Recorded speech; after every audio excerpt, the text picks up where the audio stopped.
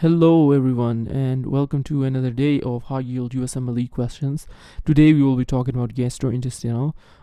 It's a 60-year-old male presented with abdominal distension. Vitals and normal.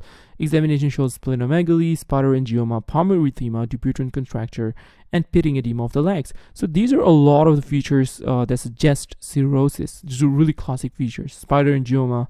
Now, usually you don't see this anywhere else, combined with like palmarythema and splenomegaly, all really classic features of cirrhosis. So this patient definitely has cirrhosis. Then abdominal positive fluid thrill, so that means that it is ascites. The abdominal distension was due to ascites. So fluid thrill is positive, which means that it's some fluid is there in the abdomen, which is ascites in this case. So now, labs show elevated PT. So that's again cirrhotic liver. So if the liver is cirrhotic, then it cannot form the clotting factors. The first factor that is going to go down is factor 7, and that's why PT is elevated. And the reason that it goes down first is because of its short half-life compared to other coagulation factors. So which of the following has the same mechanism as palmarythema? So remember, there are a lot of features of cirrhosis, of liver cirrhosis, and all of them have a particular mechanism. And so here they are particularly asking about palmarythema. So out of which of the following, like palmarythema, will have the same mechanism? So now let's talk about one of them. So splenomegaly. So remember, splenomegaly is due to portal hypertension. So you need to know a few things. So let's say the mechanism. So there are portal hypertension. This is one mechanism by which clinical features of cirrhosis occur.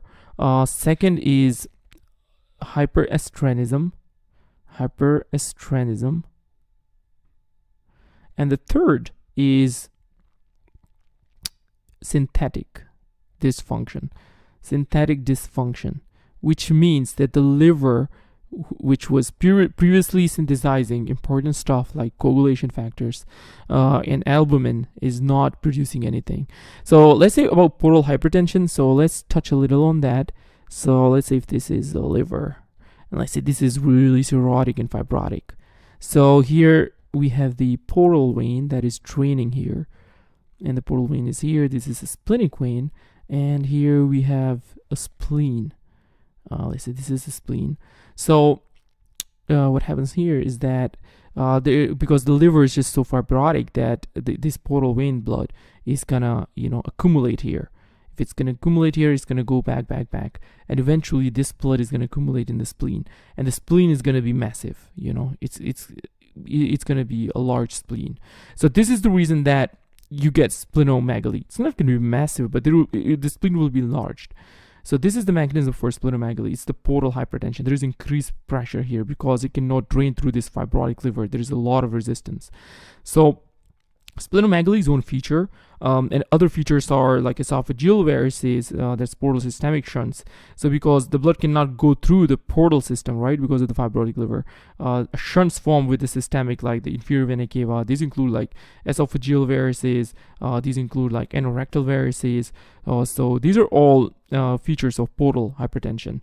So also the ascites, because there is increased pressure here, this fluid can leak out and the abdomen will be distended and the fluid will be in the peritoneum.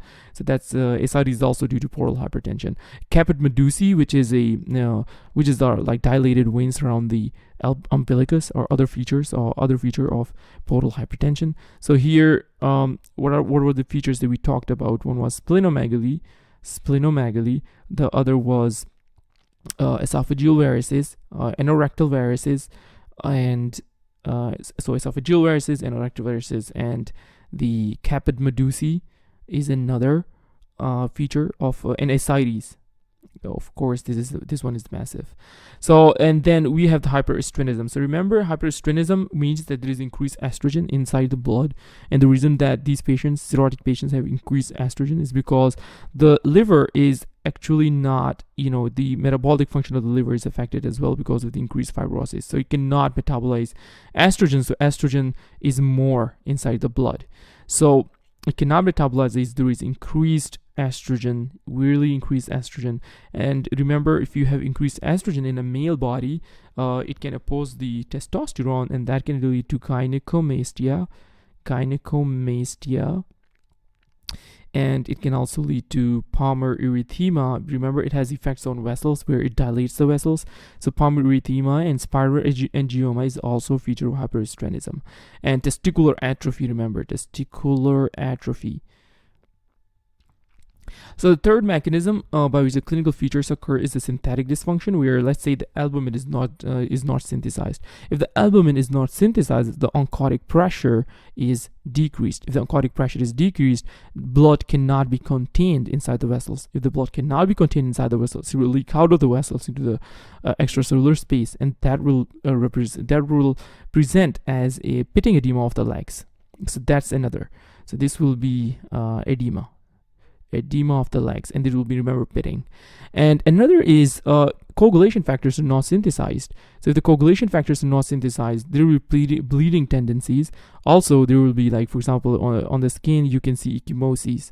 Also, this could be due to thrombocytopenia as well. Remember, the spleen is enlarged. So on labs also you can see thrombocytopenia because the spleen is enlarged, and it's going to lead to hypersplenism. Like, there's a lot of destruction of platelets going on here.